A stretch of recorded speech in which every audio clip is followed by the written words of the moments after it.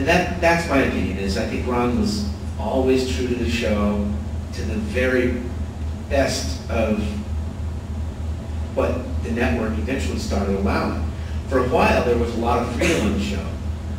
A great deal of freedom, and occasionally the suits would come and say, well, George, I know you haven't written a lot of television. The thing is when you say there's a great hall, and it's the biggest room we've ever seen, and there are fires blazing, a band playing, and several hundred people, that's all good because it's so cheap for you to write that. It's going to cost us a fortune to shoot this. And so we love it, but in the future, could you please not write big scenes without coming and at least warning us, if not asking us, that sort of thing, but they still shot all of that. Nobody said, we got this script and it's going to cost too much. They said, oh, these guys. This is a beautiful thing they've given us, and now we have to let them do it, even though it's really going to cost double what we usually spend. And George R. R. Martin is not thinking that way because he was a writer, and so he's saying it's beautiful.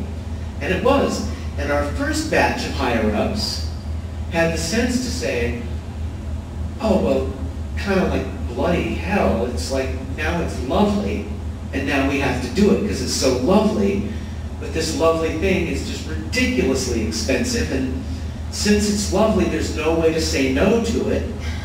We wish it was mediocre so we could just reject the script, but instead, we want to see it too. But couldn't you have written it in one of the rooms we already have? And suddenly he's also deciding that there's that many people in the tunnels. And those executives were like afraid that suddenly they're going to be asking for 100 extras every week. But they still let them do it. And over again, they let them do things. When the episode when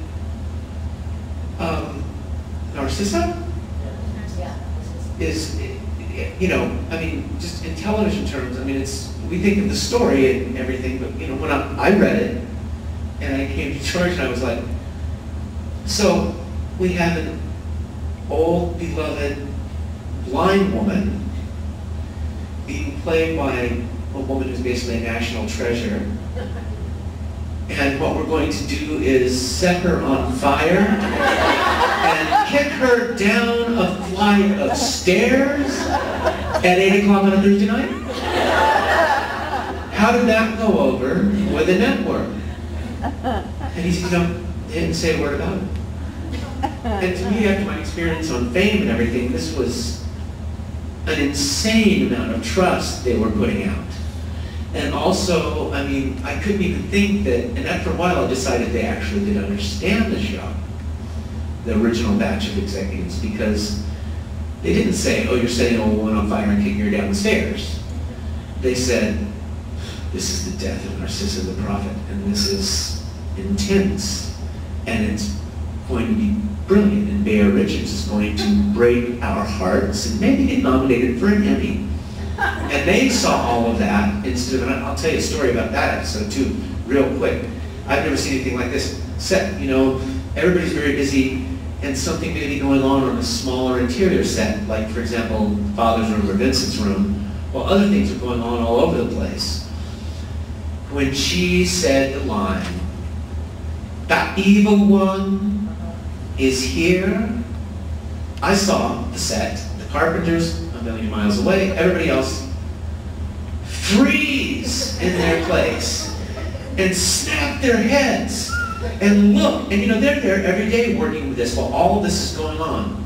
And that line just rang out, and it was as if everybody reacted as if the evil one was here with us. And one of the electricians or something said, man, I feel like that Satan is in the room because she's announced this. Because that's what you call acting with conviction and really accepting the moment. I was like, this is Bear Richards, and she is really genius beyond genius. And I told that guy, I said, I've been sitting in my dressing room with my door open, staring at her closed dressing room because there's so much power coming from her and from her room. And I'm not even seeing her or anything. It's just Bea Richards is in there, and the vibe coming from that closed door. And she was such a sport about everything. She had to put in those horrible contact lenses when she hated, and she was a dream, and put them in, and she understood the show and loved the show. And that really moved me, because she's Bea Richards, and she's history, you know? That is so true. There's no way I could have done either story without you or without Narcissa. These magnificent archetypal characters.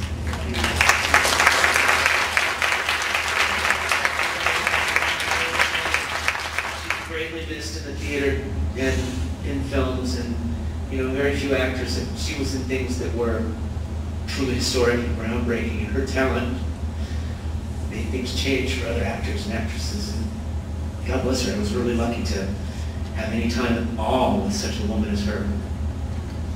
Well, the whole thing was magical, wasn't it? The whole thing was magical. Yeah. Every day on that set was a blessing. And some of it was a blessing that I didn't understand at the time, and I really just wanted to go home or eat my lunch or something, but I look back and there was nothing like it.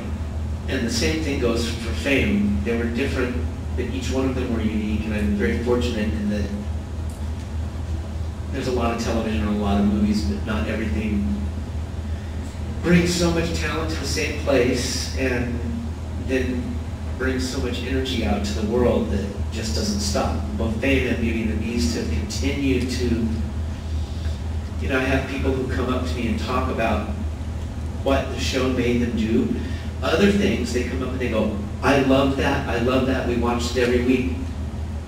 Beauty and the Beast, people come up and they say, oh, you know, that show made me start reading poetry, and I'd never read poetry before. Yes. And I discovered how much passion is in poetry, and I always thought it was, they've read books, they've listened to classical music, they've gone to work for a homeless shelter.